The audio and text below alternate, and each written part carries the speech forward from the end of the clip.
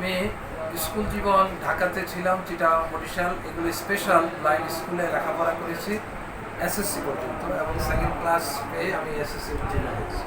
পরবর্তীতে Barishal BM college নামে একটি বিখ্যাত কলেজ আছে, সেখানে পড়ার সুযোগ পেয়েছি। ওইখানে আমি ইন্টারমিডিয়েট বা এইচএসসি এই পরীক্ষায় উত্তীর্ণ হয়েছি প্রথম শ্রেণীতে, এবং তখন আমি যশোর বোর্ডের আন্ডারে 9th প্লেস বা যেটাকে আমরা স্ট্রেন্থ বলি সে স্থান অর্জন করেছি।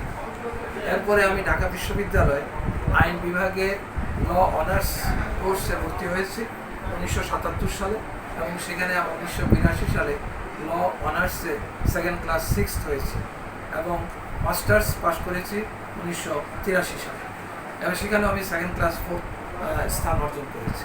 এখন যেটা বলার বিষয়, সর্বত্রই আমি কিন্তু এই যে আমার সামনে আপনারা দেখতে পাচ্ছেন যে ব্রেইল পদ্ধতি, এটা দৃষ্টি প্রতিবন্ধী যারা তাদের পড়ার একটা মাধ্যম, এবং এইটা সহজে কেউ যদি রপ্ত করতে পারে স্কুল লেভেলে, তাহলে বিশ্ববিদ্যালয় এবং কলেজে এইটা আর নতুন করে শেখার প্রয়োজন হয় না।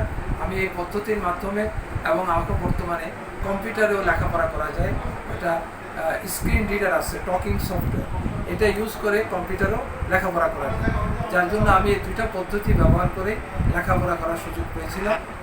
যখন আমি 1982 সালে একসাথে বাংলাদেশের বিভিন্ন নিম্ন স্তরে আদালতগুলোর জন্য প্রায় 400 অধিক সহকারী জজ নিয়োগ করেছিল, আমি সেই পরীক্ষায় অংশ নিয়েছিলাম। যেহেতু সেখানে ভাইভাতে পরীক্ষা হয়েছিল, কোনো রিটেন পরীক্ষা হয়নি।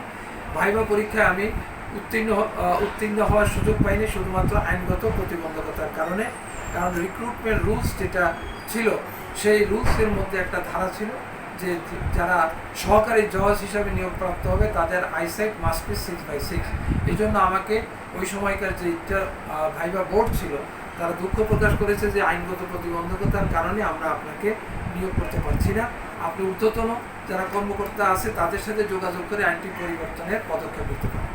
আমাকে যেহেতু বিসিএস পরীক্ষা আমি নিয়োগপ্রাপ্ত হই নাই, কিন্তু ওই বোর্ডের চেয়ারম্যান যিনি ছিলেন সলিসিটর, তিনি একটা আশ্বাস দিয়েছিলেন যে পরবর্তীতে অন্য কোনো পদে আপনি যদি চাকরি করতে চান, বাধা যেখানে থাকবে না, আমরা অবশ্যই আপনাকে সেখানে নিয়োগ করার চেষ্টা করব।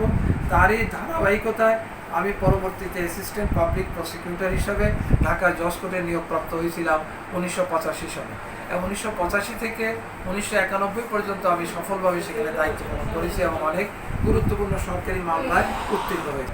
আমাদের সমাজে একটা ধারণা আছে যে দৃষ্টি প্রতিবন্ধকতা হলে তাদের লেখাপড়ার কোনো সুযোগ নেই বা করলেও কোনো লাভ নেই, এই ধারণাটা সম্পূর্ণ ভুল। এবং অল্প বয়স থেকে লেখাপড়ার সুযোগ আমি পেয়েছিলাম। আমাদের দৃষ্টি প্রতিবন্ধী যারা শিশু আছে তারাও যদি এই সুযোগটা পায়, আমার বিশ্বাস যে আমার মতো তারাও আইনজীবী বা অন্য কোনো চাকরিতে অংশ নিতে পারবে। আইনজীবী হওয়ার জন্য যে বিশেষ যোগ্যতাটা আমার ক্ষেত্রে আমি দেখেছিলাম সেটা হলো আমাকে অত্যন্ত হার্ড ওয়ার্কিং হতে হবে, অধ্যবসায়ী হতে হবে, এবং আমাকে টার্গেটটা, লক্ষ্যটা ঠিক থাকতে হবে যে আমি কী করতে চাই, এবং আন্তরিকভাবে আমি যদি সেই লক্ষ্যে এগিয়ে যাই, অন্যদের কাছ থেকে যদি সহযোগিতা আমি অর্জন করতে পারি, এটাও কিন্তু নিজেরই দক্ষতা। মানুষের কাছ থেকে সহযোগিতা নিতে হবে, এবং যারা আমার সহযোগী থাকে বা আমার জুনিয়র থাকে তাদের সাথে ভালো আচরণ করতে হবে, এবং তার মাধ্যমে তাদের কাছ থেকে যদি আন্তরিক সহযোগিতা অর্জন করা যায়, এবং যাদের কাছে আমি কাজের জন্য যাই যেমন জজ বিচারকরা, তাদের সাথে যদি আমি ভালো আচরণ করি, আমার বিশ্বাস যে আইন ব্যবসা কেন যে কোনো চাকরিতেই আমাদের দৃষ্টিহীনতা সত্ত্বেও সফলতা অর্জন করা সম্ভব। আমি যখন লেখাপড়া করি বিশ্ববিদ্যালয়ে, তখন আমাদের সাথে প্রায় 120 জন ছাত্রছাত্রী ছিল। তো আমাদের লেখাপড়ায় যখন আমরা কোর্স ডিগ্রি সম্পন্ন করলাম অনার্স, তখন একসাথে অনেক জজ নিয়োগ হয়েছে, যার জন্য আমাদের বন্ধুরা বেশিরভাগই জুডিশিয়ারিতে নিয়োগপ্রাপ্ত হয়েছে। ঢাকা জজ কোর্টে তো এখন আর আমাদের ভাই যারা ছিল তারা এখন আর নেই, অনেকে রিটায়ার হয়ে গেছে। শুধুমাত্র জুডিশিয়ারিতে এখন বেশ কয়েকজন বিচারক তাদের দায়িত্ব পালন করছে। এর মধ্যে আমি উল্লেখযোগ্য দু একজনের নাম বলছি, যেমন আমাদের হাইকোর্টে যিনি একজন সিনিয়র বিচারক আছেন আশফাকুল ইসলাম, আরেকজন আছে জাহাঙ্গীর হোসেন, আরেকজন আছে আপনার শহীদুল করিম এবং ফাতেমা নজিব, এই ধরনের বেশ কয়েকজন জুডিশিয়ারি বিচারক আছে। আর হাইকোর্টের আইনজীবী হিসাবে দিন মোহাম্মদ রানা ছিলেন, আমি নিজেই হাইকোর্টে এবং আপিলেট ডিভিশনে কাজ করছি।